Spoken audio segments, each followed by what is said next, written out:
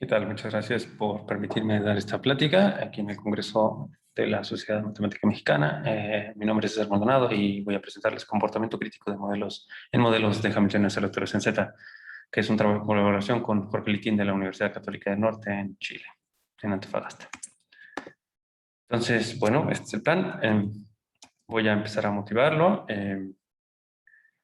Estos sistemas de partículas en red fueron motivados por generar modelos del magnetismo, ¿no? Entonces, por eso se consideran retículas ordenadas, puede ser Z, ZD, incluso en el toro, cualquier forma de retícula que podamos, ¿no? Yo me voy a centrar aquí en Z durante toda la plática, ¿ok? Y bueno, las partículas naturalmente son solo dos, tienen spin positivo y spin negativo. Eso forma el espacio de configuraciones, todas las posibles configuraciones que tienen de poner los espines en la retícula. Hay una interacción entre cada una de las partículas, si tomamos dos, y tienen una interacción a pares. Cada interacción se suma a una cantidad, que es el hamiltoniano, la cantidad energética que tiene esa configuración en específico, y de ahí se definen las ciertas cantidades termodinámicas de la mecánica estadística, ¿no? Y bueno, hay modelos famosos, como el modelo de Ising, una dimensión, modelo de Ising en más dimensiones, el modelo de Dyson, que tiene una interacción de largo alcance, ya voy a ir allá, y otros modelos que están relacionados a lo que voy a decir aquí en la plática, vidrios de spin, modelos con Hamiltonianos aleatorios, ¿no?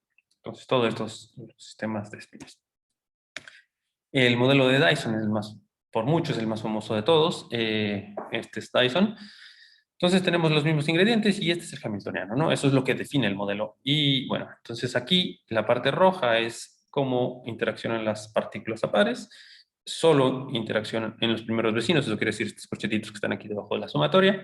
Es decir que solo interactúan con los primeros vecinos y con nadie más, ¿no? Y hay una contribución del campo externo, ¿no? Cada mu es el momento magnético y hay una contribución que tiene un campo externo en cada una de los espines y eso suma la energía total del sistema. Entonces se ve más o menos así, tenemos la retícula, tenemos una configuración, tomamos uno y cuento la interacción, ¿no? Entonces, la interacción con uno y con otro, ahí quizá para no repetir la suma, va un medio que se absorbe en la constante y ahorita no me interesa. Y entonces, tenemos que, como nomenclatura, ¿no? Cuando estas J y I son positivas para todos, el sistema se le llama ferromagnético y si es negativo se llama antiferro. Bueno, y si es cero, es que no interactúan. Bueno, y esto significa que las partículas, si es ferromagnético, prefieren estar alineadas, ¿no? Lo que pasa con los fenómenos magnéticos, están todas alineadas, entonces tienen un momento magnético total y por eso los imancitos, ¿no? Y si es antiferro, pues lo contrario, ¿no? Entonces, una simplificación pueden tomarse estas constantes, ¿no? Y es lo que de hecho vamos a hacer, lo saqué de la suma. Y ahora, bueno, vemos la contribución energética que tiene el campo externo, tomamos una sigma J y vemos cómo influye en esa y se toma la contribución energética para esa, ¿no? Y entonces, bueno, aquí también normal, si es positiva, prefiere la dirección positiva, si es negativa, prefiere la dirección hacia abajo. Una simplificación puede ser que no tenga campo externo, ¿no? Como es el caso en el modelo de Ising, más fácil resoluble. Las cantidades termodinámicas, esto es lo importante. ¿Qué es lo que nos importa aquí? Bueno, es esta medida, la distribución de Gibbs-Boltzmann, que es esta precisamente que les estoy mostrando aquí, es aquella que le da pesos a las configuraciones dependiendo de la energía, ¿no? Entonces, hay una función energía ahí, hamiltoniano, ese beta es el inverso de la temperatura, también si sube o baja la temperatura, eso influye en cuánto peso le da la medida a cada una de las configuraciones, ¿no?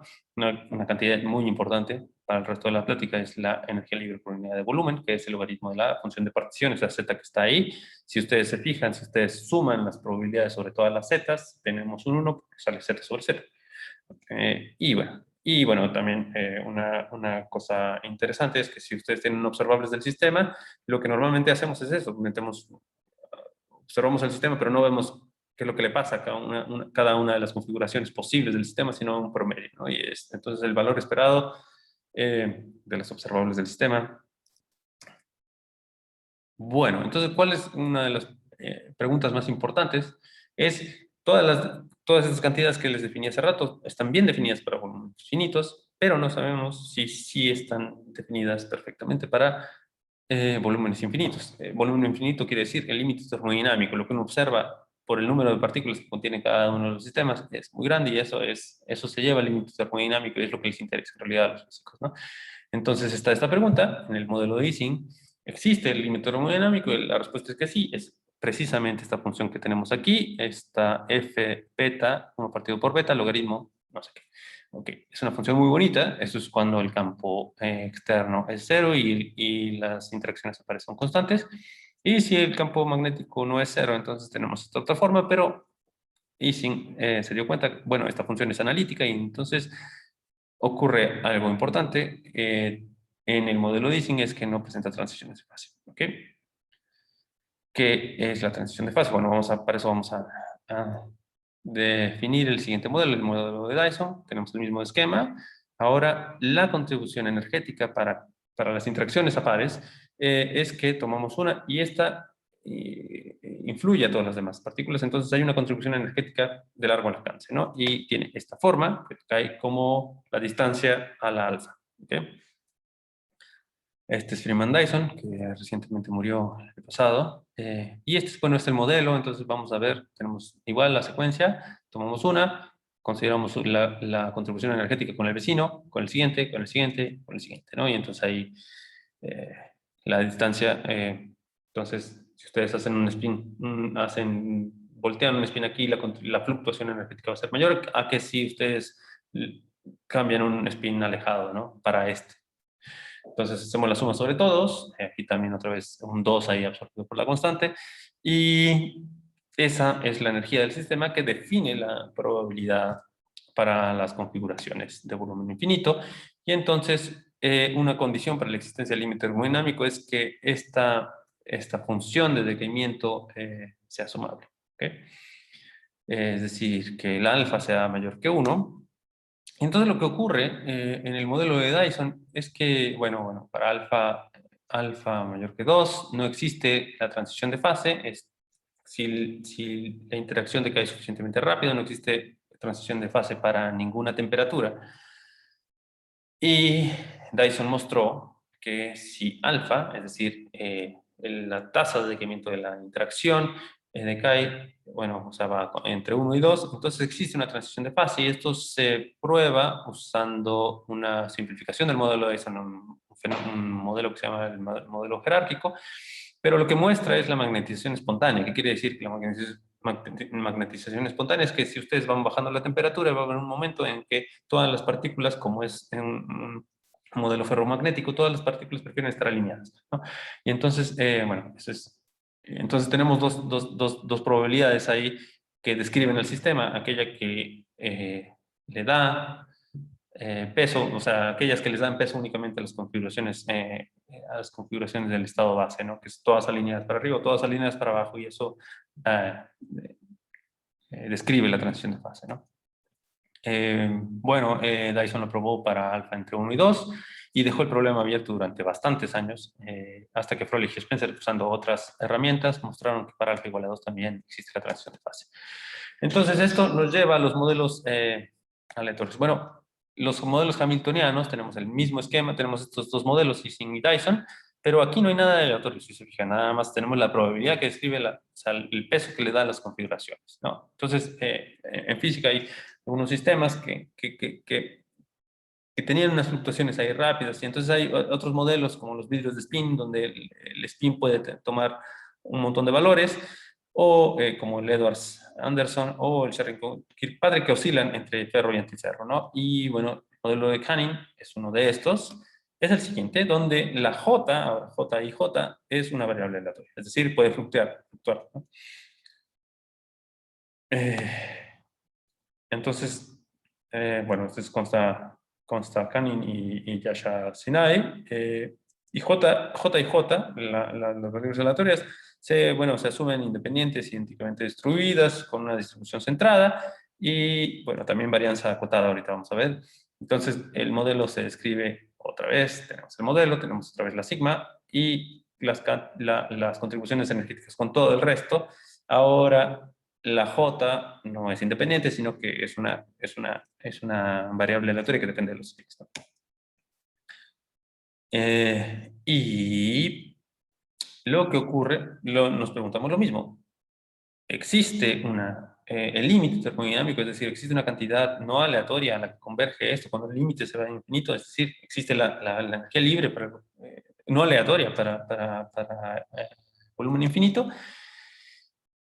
Y la respuesta es que sí, sí alfa es mayor que un medio. Entonces aquí hay un pequeño cambio, ¿no? Allá teníamos mayor que uno, acá tenemos mayor que un medio, precisamente por las fluctuaciones estas que permiten la variable aleatoria en las interacciones entre las fluctuaciones entre ferro y entre ferro.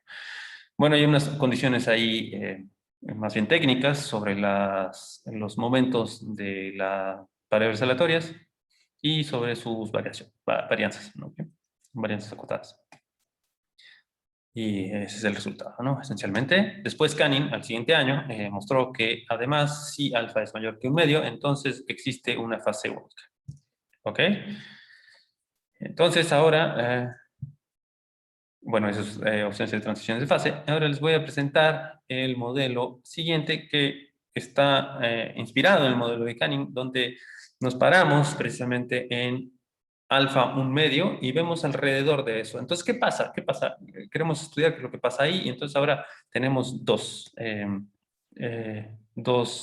variables aleatorias. Bueno, este es Jorge Liquín. Las J y J se asumen igual, independientes e idénticamente distribuidas. Hacemos una ligera modificación ahí, permitimos que no que estén uniformemente acotadas, sino que sean subgaussianas. Eso es una pequeña contribución. Y esta es, entonces nos paramos alrededor del valor crítico donde existe o no existe no la transición de fase, sino la existencia del límite termodinámico, la energía libre, y hacemos una perturbación, digamos, ahí a la tasa de decremento de la interacción. Esto se puede entender como que el sistema está embebido en un sistema aleatorio que hace que las contribuciones energéticas en realidad tengan distintas tasas de decremento. Pero bueno, es una forma de modelar esto. Y bueno, es igual, tomamos así la contribución energética, pero ahora J y J y A y J son variables aleatorias que dependen de los espines. Y la pregunta es si esta función de energía libre converge a un valor no aleatorio, ¿no? ¿Y cuáles son las condiciones? El teorema, el resultado que quería mostrarles es el siguiente: si es que, bueno, se llama comportamiento crítico, entonces acá vamos a ver un comportamiento crítico que no ocurre en el caso de Canning, ¿no? Eh, Allá existe la energía libre si alfa es mayor que un medio. Y entonces aquí, bueno, no existe cuando diverge, cuando es menor que un medio, eso también se esperaba, pero hay para alfa exactamente igual a un medio. Con esta modificación uno se puede dar cuenta que hay un valor, que hay un comportamiento crítico para alfa exactamente igual a un medio. Y bueno, este teta es un técnico que aparece en la prueba que nos dice que si es mayor que 1, entonces converge para alfa en medio. Converge a un valor finito y no aleatorio, pero si es menor, se va al chancho. ¿Ok? Entonces, voy a presentarles en el minuto que me queda una idea de la prueba. Es una prueba bastante técnica y entonces no quería que se me quedaran en la prueba y es más o menos así. Tenemos un volumen y el chiste es cortarlo en cachitos. Definimos estas variables auxiliares, las Gs. Y entonces, bueno, cumplen esto. Si la probabilidad de las Gs en el volumen infinito va a 0 con probabilidad 1, entonces la energía libre converge por monotonía, ¿no? Y eso, entonces lo que nos invita a esto es a usar por el Cantelli, efectivamente. Entonces, ¿qué necesitamos para usar por el Cantelli? Que las sumas, tener una cota sumable de las probabilidades de que la G exceda cierto valor, ¿no? Y son estas dos desigualdades que tenemos acá. Esencialmente tenemos dos casos para el caso donde hay existencia y para el caso crítico, ¿no? Entonces, estas dos resultan ser sumables bajo ciertas condiciones. Y aquí es donde aparecen estos técnicos, el teta y otros más técnicos, pero que al final se resuelven, ¿no? De los que habla el teorema. Y para obtener estas desigualdades, se hace uso de la descomposición del hamiltoniano en cachitos, donde cada cachito, la contribución del hamiltoniano en cada cachito se considera independiente y después se ve la contribución del hamiltoniano con el resto de los cachitos, ¿no? Eso es esencialmente esta descomposición del hamiltoniano. Esta K es la contribución de un pedacito del hamiltoniano, de un pedacito de la retícula en la contribución energética con el resto de los pedazos, ¿no? Y entonces las probabilidades aquellas que nos servían para mostrar el Borel-Cantelli están basadas en cotas para el max de los hamiltonianos a volúmenes finitos. Y eso, bueno, usando la descomposición, requerimos estas dos desigualdades que podemos mostrar que están dadas por las siguientes desigualdades. Aquí, bueno, son muy técnicas, pero el caso es que ahí aparecen los casos para las alfas y aparece el caso crítico. Y entonces, ¿cómo satisfacen esto? Satisfacen estas desigualdades que son sumables, entonces podemos regresar aquí y mostrar que la existencia de la energía libre en los ciertos casos, y bueno, dejo el caso de la no existencia por ahí colgando, pero en eso se basa esencialmente el teorema que les quería mostrar, y bueno, eso es todo. Muchas gracias.